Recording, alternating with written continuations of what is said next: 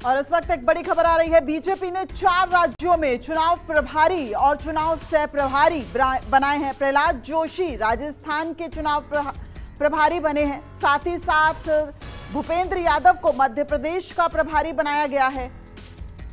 प्रकाश जावड़ेकर को तेलंगाना को और ओम माथुर को छत्तीसगढ़ का प्रभारी बनाया गया है। इस वक्त हमारे साथ हमारे संवाददाता कुमार गौरव जुड़े हुए हैं। कुमार, क्या कुछ अपडेट है और जिन राज्यों में विधानसभा चुनाव होने हैं उनके ही प्रभारी क्या बनाए गए हैं?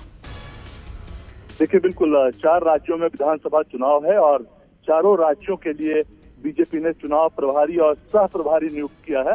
जैसा कि आपने बताया, राजस्थान के लिए प्रहलाद जोशी प्रभारी हैं, तो वहीं नितिन पटेल और कुलदीप बिश्नोई को सह प्रभारी बनाया गया है।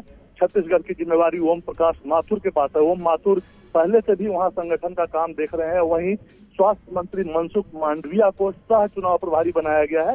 कर्नाटक चुनाव में भी इन्हें सह प्रभारी मनसुख मांडविया को बनाया गया है। संगठन का बेहतर तालमेल का काम वो करते हैं, इसलिए उनको आगे भी छत्तीसगढ़ में भी सह प्रभारी बनाया गया है। मध्य प्रदेश भूपेंद्र यादव मजे हुए नेता है और संगठन का काफी अनुभव है, इसलिए मध्य प्रदेश का चुनाव टफ है, इसलिए उन्हें भूपेंद्र यादव को मध्य प्रदेश का प्रभारी बनाया गया है। वहीं रेल मंत्री अश्विनी वैष्णव को सह प्रभारी बनाया गया है। इसके अलावा तेलंगाना पूर्व मंत्री प्रकाश जावड़ेकर संगठन में लंबे वक्त तक काम करने का इनके पास अनुभव है और संगठन में और दक्ष नेता सुनील बंसल, उनको तेलंगाना का सह चुनाव प्रभारी बनाया गया है। वैसे ही सुनील बंसल तेलंगाना के संगठन का कामकाज पहले से देख रहे हैं। तो जाहिर सी बात है, जिन राज्यों में चुनाव टफ है, आप तमाम नेताओं के एक्सपीरियंस के आधार पर जो चुनाव प्रभारी और सह चुनाव प्रभारी बनाए गए हैं, राज्यों के हिसाब से जहां लड़ाई टफ है वहां संगठन में जो जितना दक्ष है उस हिसाब से उनको कार्यभार सौंपा गया है। और जाहिर सी बात है, एक तरह से कह सकते हैं कि आज बीजेपी की नॉर्थ जोन की बैठक चल रही है और इसमें से 4 राज्यों में से 3 राज्य के नेता यहाँ पे बीजेपी कार्यालय में मौजूद हैं।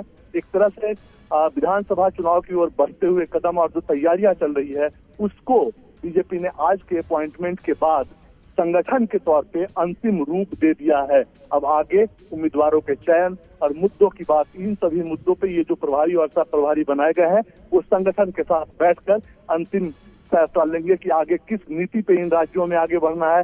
आपको मैं एक बात और बताऊं, छत्तीसगढ़ और राजस्थान के लिए आज ही बीजेपी ने तय किया है कि अगले विधानसभा चुनाव से लेकर लोकसभा चुनाव तक यानी 9 महीने का जो वक्त है, एक भी दिन पार्टी के कैडर घर में नहीं बैठेंगे और वर्तमान राज्य सरकारों के खिलाफ सड़कों पे उतरते रहेंगे रोज दिन किसी न किसी मुद्दे के साथ। तो आक्रामकता जहां एक तरफ मैदान में दिखेगी, वहीं संगठन कौशल के तौर पे इन तमाम नेताओं को लगाया गया है चुनाव के काम में। और आप देखेंगे कि अब लगातार इसको लेकर बैठकों का दौर शुरू हो जाएगा और चुनाव को एक तरह से चुनावी तैयारी को अंतिम रूप आज बीजेपी ने जो अपॉइंटमेंट्स होते हैं उसको लेकर दे दिया है। जी बहुत बहुत शुक्रिया कुमार गौरव इस तमाम जानकारी के लिए। यानी कि बीजेपी अब पूरी तरह से आने वाले विधानसभा चुनावों के मोड में दिख रही है। फिलहाल रुकते एक छोटे से ब्रेक के लिए, लेकिन आप कहीं मत जाइए, बने रहिए न्यूज़ 24 के साथ।